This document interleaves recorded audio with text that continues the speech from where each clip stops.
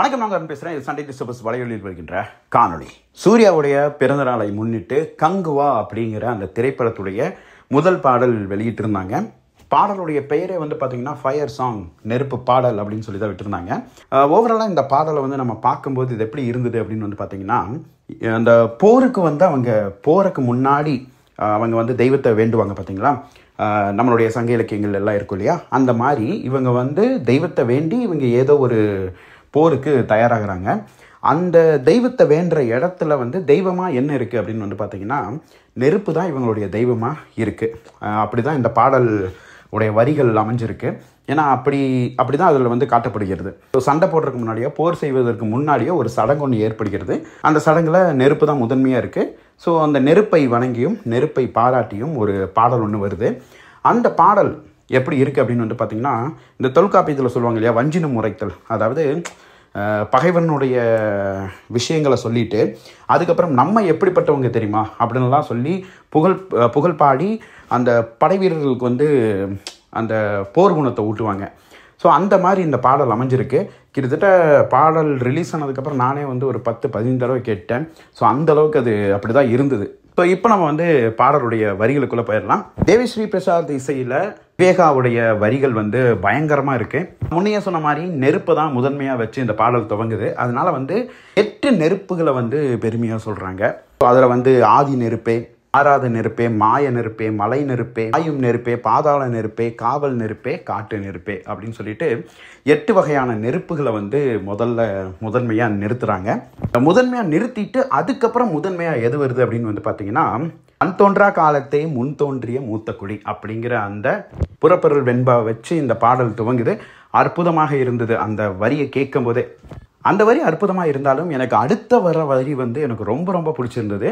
எண் தோன்றா காலத்தே எண்ணிக்கை பார்த்த குடி அப்படின்னு சொல்லி வந்திருந்தது. இந்த எண் 1, 2, 3 அப்படின்னு சொல்லி இந்த நம்பர் சிஸ்டம் இருக்குது பார்த்தீங்களா, இதெல்லாம் வந்து பின்னாடி தான் வந்தது. அதுக்கு முன்னாடியே எண்ணிக்கை பார்த்த குடி அப்படின்னு சொல்லி வருது. அதாவது நம்மளுடைய தமிழில் வந்து பார்த்தீங்கன்னா, கோடிக்கு அப்புறம் வந்து பார்த்தீங்கன்னா அற்புதம், நிகற்புதம், கும்பம், கணம், கற்பம், நிகற்பம், பதுமம், சங்கம், வெள்ளம், அந்தியம், அர்த்தம், பரார்த்தம், பூரியம் அப்படின்னு சொல்லிட்டு எண்ணிக்கைகளுடைய வகைகளை தமிழர்கள் குறிப்பிட்டாலும் அதை வந்து பயன்பாட்டில் கொண்டு வந்தவங்க தமிழர்கள். அது பயன்பாட்டில் இருந்ததுங்காட்டிக்கு தான் இத்தனை வகைகள் எண்ணிக்கையில் நம்ம வச்சுருக்கோம். அதை தான் வந்து குறிப்பிடுறாங்க.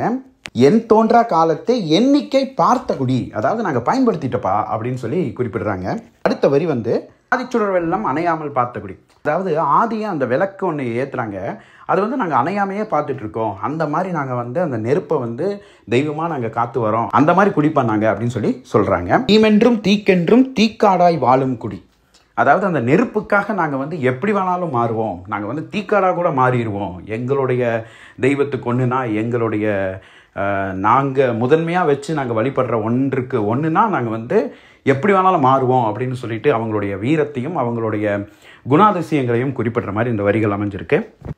நம்ம இப்படிப்பட்டவங்க அப்படின்னு சொல்லிட்டு மற்ற போர் வீரர்கள், படை வீரர்கள் எல்லாம் பார்த்து சொல்கிறாங்க. இரு தோல் எடுத்து வா, குறு வால் எடுத்து வா, சூளுரைத்து வா அப்படின்னு சொல்கிறாங்க.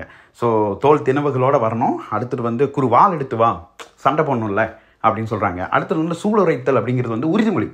நான் வந்து இந்த போரில் எப்படியாவது நான் வெற்றி அடைஞ்சு என்னுடைய நாட்டுக்கு நான் வந்து பெருமை சேர்ப்பேன், என்னுடைய இனத்துக்கு நான் வந்து பெருமை சேர்ப்பேன் அப்படின்னு சொல்லிட்டு அந்த மாதிரி ஒரு உறுதிகோல் எடுத்துக்கொண்டு நீ வரணும் அப்படிங்கிறத வந்து சூளுரைத்தல்.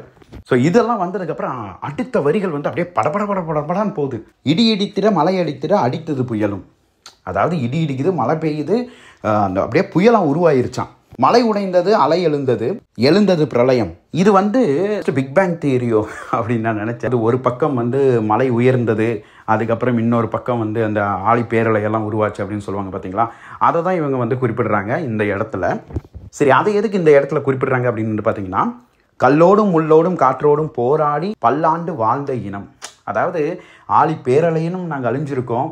இன்னும் பல இயற்கை சீற்றங்கள்னால இங்கே வந்து பல பாதிப்புகளும் பல அழிவுகளும் இங்கே ஏற்பட்டிருக்கிறது. அப்படிப்பட்ட நிகழ்வுகளை எல்லாம் கடந்து வந்த இனம்தான் இந்த தமிழினம் அப்படின்னு சொல்கிறாங்க.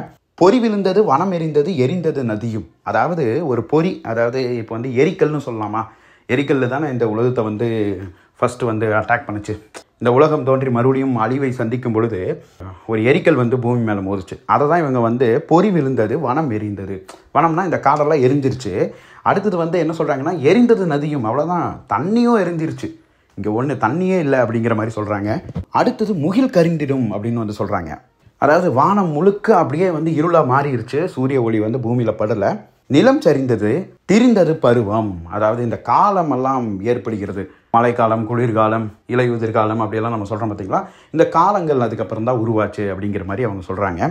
இதையெல்லாம் எதுக்குடா இங்கே சொல்கிறாங்க அப்படின்னு வந்து பார்த்தீங்கன்னா, அடுத்த வரி எதுக்காக அதை சொல்லியிருக்காங்க அப்படின்னு வந்து பார்த்தீங்கன்னா, ஆங்கார கூத்தாடி அனலுக்குள் நீராடி மேலேறி வந்த இனம். ஸோ இந்த மாதிரி ஒரு பிரளயமே ஏற்பட்டாலும் நாங்கள் வந்து கோபமாக ஆட்டம் போடுவோம், நெருப்பில் இருந்து எந்திரிச்சு வருவோம், எங்களை யாராலையும் தடுக்க முடியாது அப்படிங்கிற மாதிரி ஒரு வரி. இது வரைக்கும் லிரிக்ஸ் எல்லாம் கொஞ்சம் ஃபாஸ்ட்டாக போயிட்டு இருந்தது. அடுத்த வர லிரிக்ஸ் அதை விட ஃபாஸ்ட்டாக போகுது. வன்னி மரம் கிளையதிர, அதாவது வன்னி மரத்துடைய இலைகளெல்லாம் அப்படியே கீழே உதிருதான்.